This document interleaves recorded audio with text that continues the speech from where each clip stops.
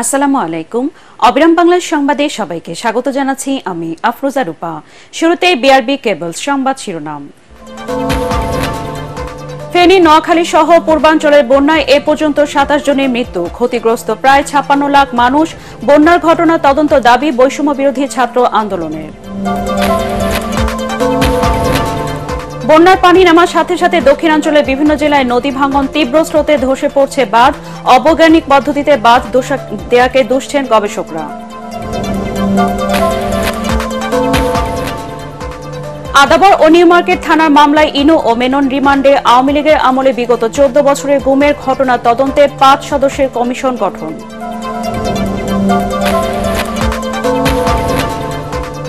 অন্তর্বর্তী সরকারের প্রধান উপদেষ্টা ডক্টর মোহাম্মদ ইউনূসকে তুরস্কের প্রেসিডেন্টের অভিনন্দন, বন্যা দুর্গত মানুষদের মানবিক সহায়তা দেওয়ার ঘোষণা।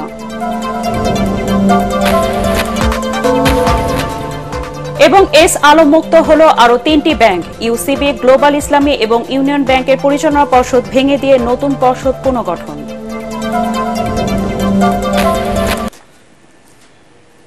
শুনছিলেন বিআরবি কেবলস সংবাদ শিরোনাম, এবার বিস্তারিত। ফেনী, নোয়াখালী সহ দেশের পূর্বাঞ্চলের ১২ জেলায় বন্যায় এখনও পর্যন্ত ২৭ জনের মৃত্যু হয়েছে বলে জানিয়েছে দুর্যোগ ব্যবস্থাপনা মন্ত্রণালয়। ক্ষতিগ্রস্ত প্রায় ৫৬ লাখ মানুষ। পানি কমতে থাকায় উন্নতি হচ্ছে বন্যা পরিস্থিতি।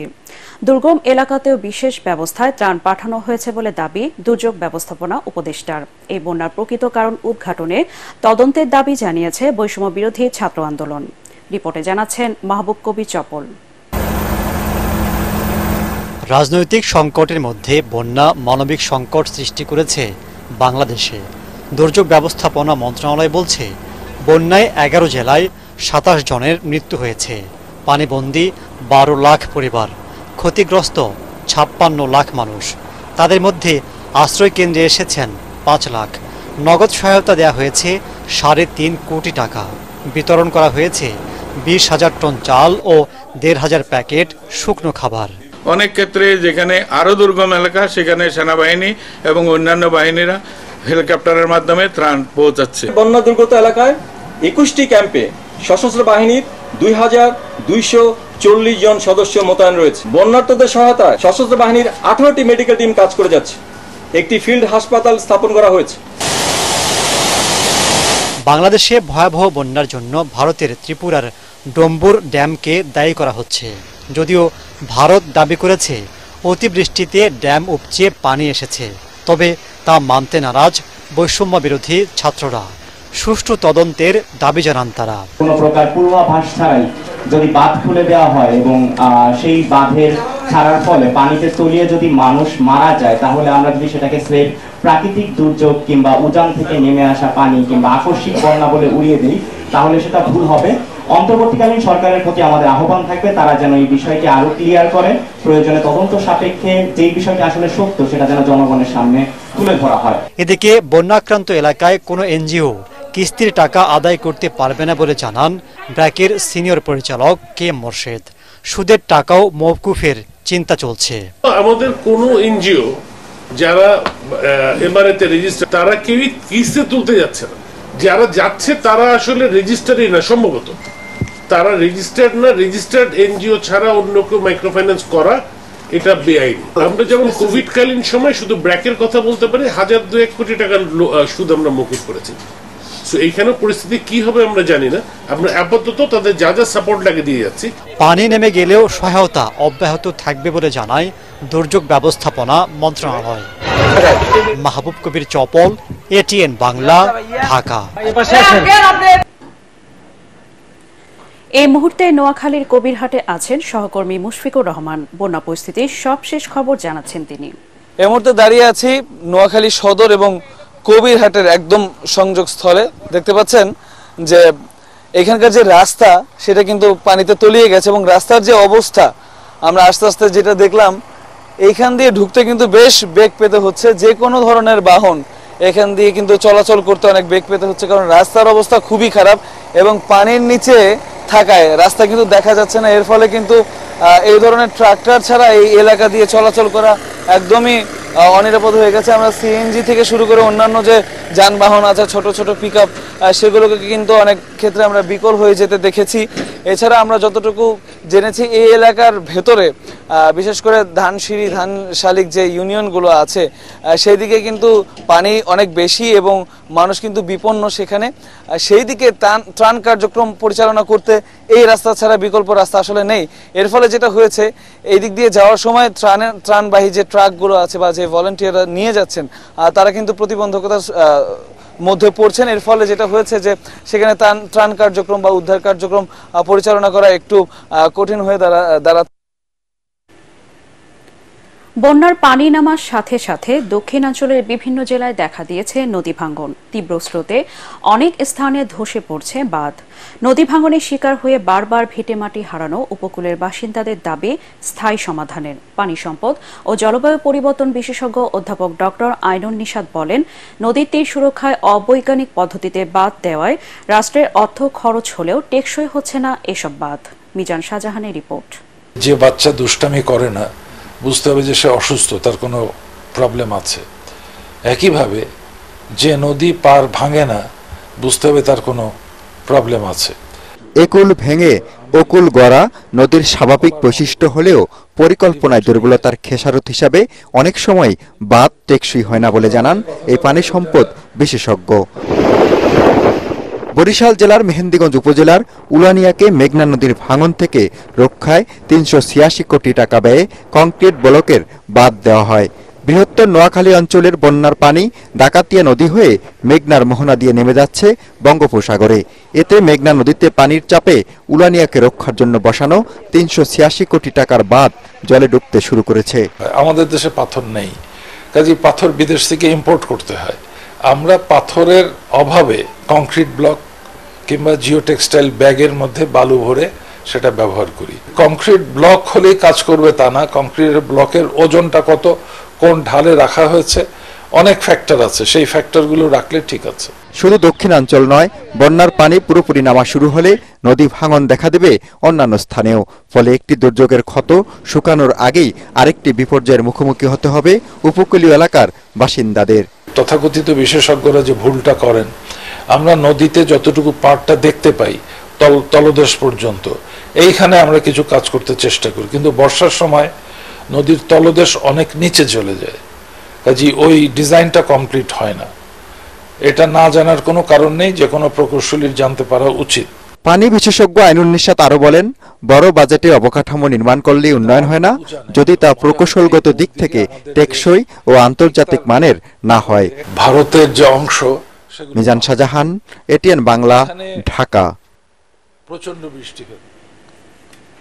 পৃথক দুই মামলায় সাবেক তথ্যমন্ত্রী হাসানুল হক ইনু 7 দিন এবং ওয়ার্কার্স পার্টির সভাপতি রাশেদ খান মেননের 6 দিনের রিমান্ড মঞ্জুর করেছেন ঢাকার সিএমএম কোর্ট। আদাবর থানায় পোশাককর্মী রুবেল হত্যা মামলায় রাশেদ খান মেননের 6 দিন ও নিউ মার্কেট থানা এলাকায় ব্যবসায়ী আব্দুল ওয়াদুদকে হত্যা মামলায় হাসানুল হক ইনু 7 দিনের রিমান্ড মঞ্জুর করেছে আদালত।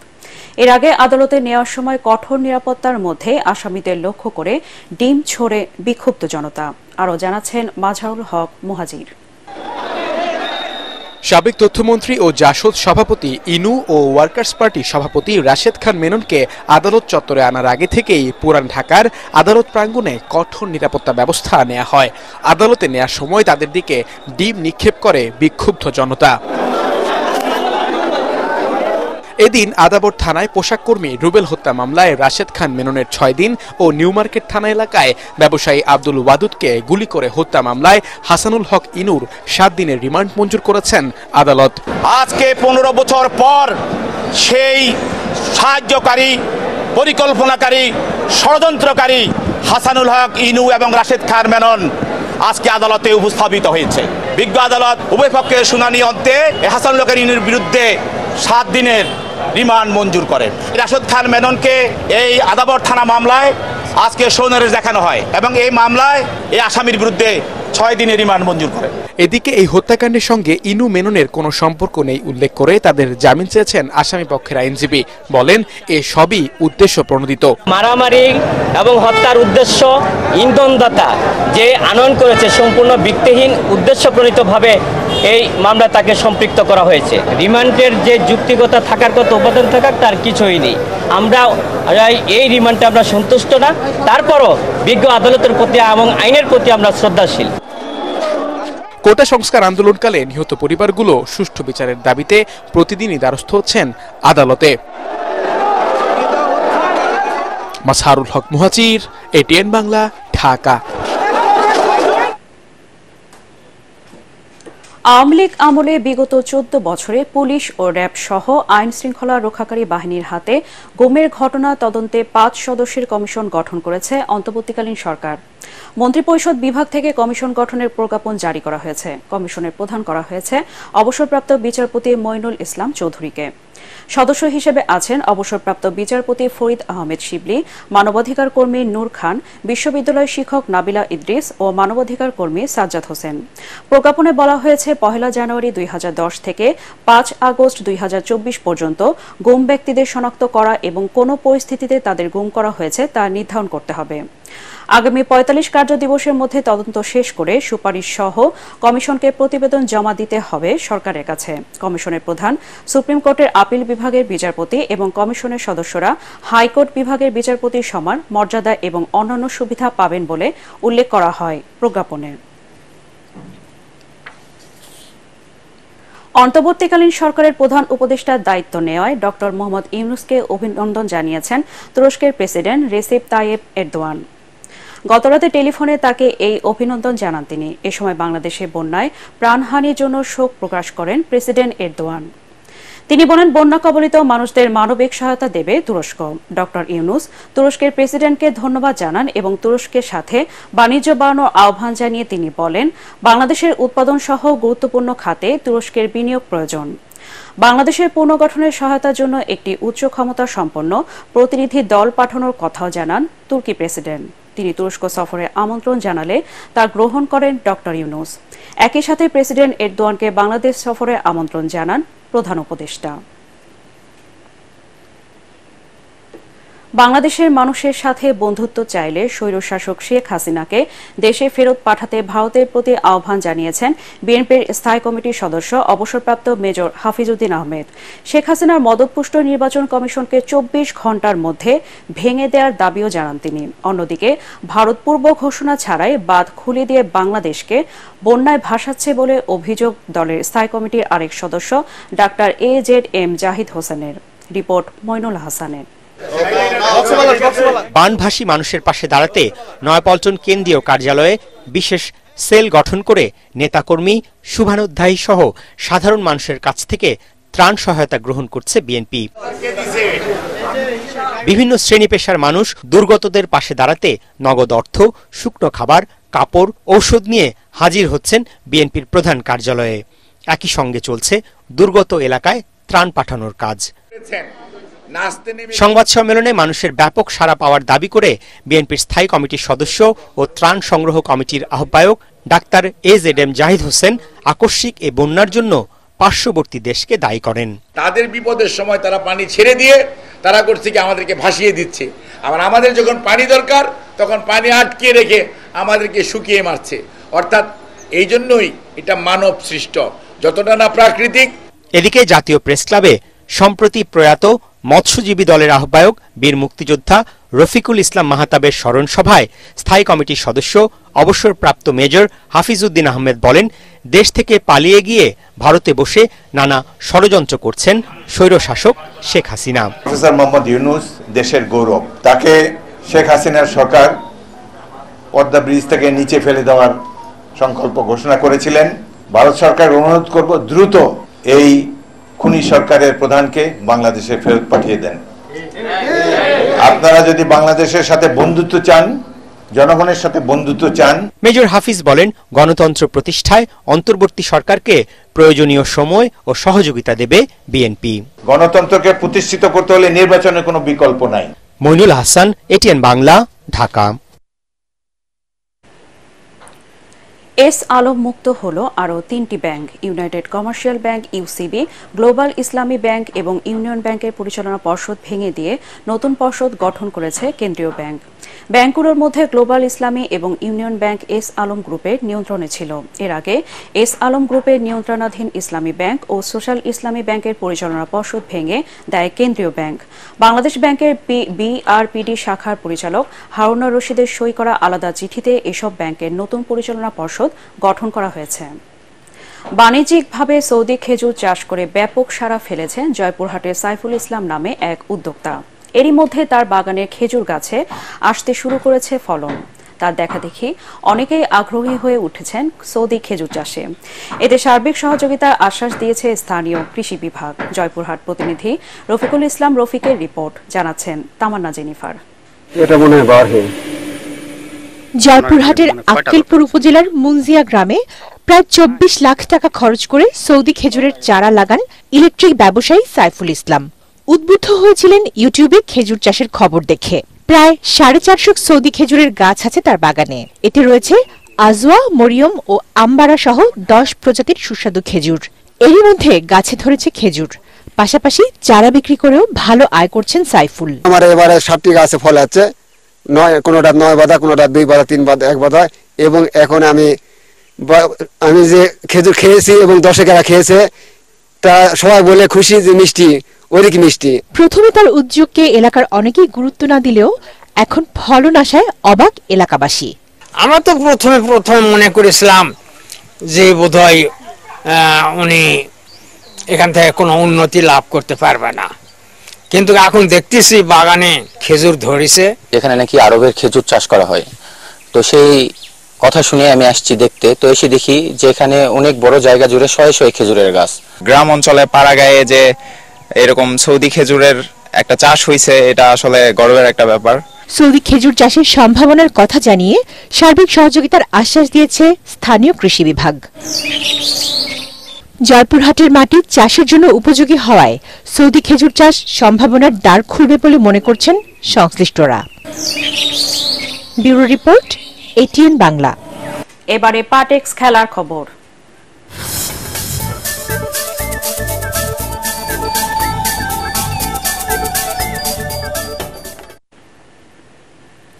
সাফ অনূর্ধ্ব 20 ফুটবল চ্যাম্পিয়নশিপের ফাইনালে বিকেলে স্বাগতিক নেপালের বিপক্ষে মাঠে নামবে বাংলাদেশ।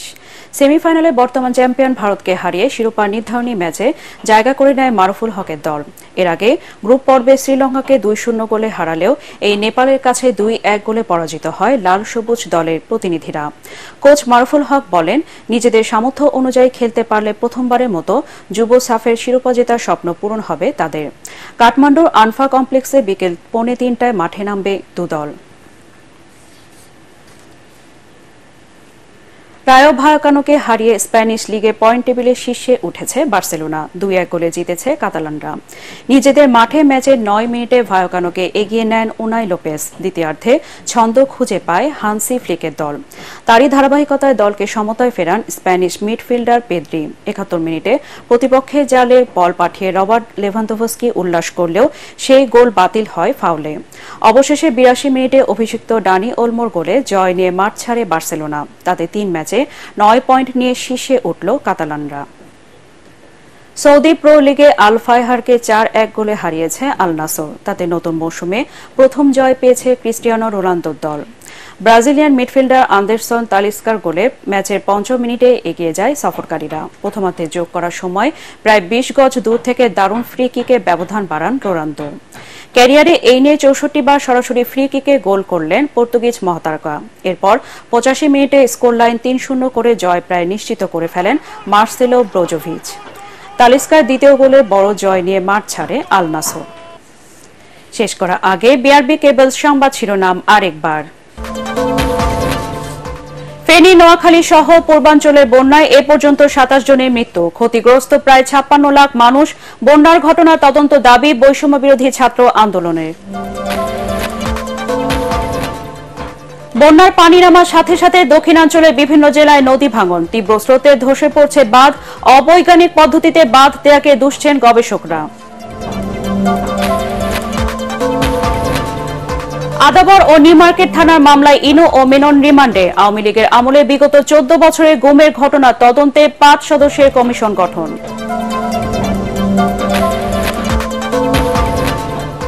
অন্তর্বর্তী সরকারের প্রধান উপদেষ্টা ডক্টর মোহাম্মদ ইউনূসকে তুরস্কের প্রেসিডেন্টের অভিনন্দন, বন্যা দুর্গত মানুষদের মানবিক সহায়তা দেওয়ার ঘোষণা।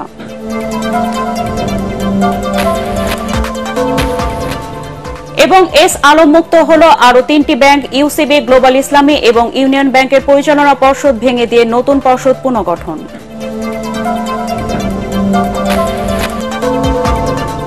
পরবর্তী সংবাদ দেখার আমন্ত্রণ জানিয়ে এখনকার মতো শেষ করছি। এটিএন বাংলার সংবাদ ইউটিউবে দেখতে ব্রাউজ করুন youtube.com/ATN Bangla News। ধন্যবাদ সবাইকে।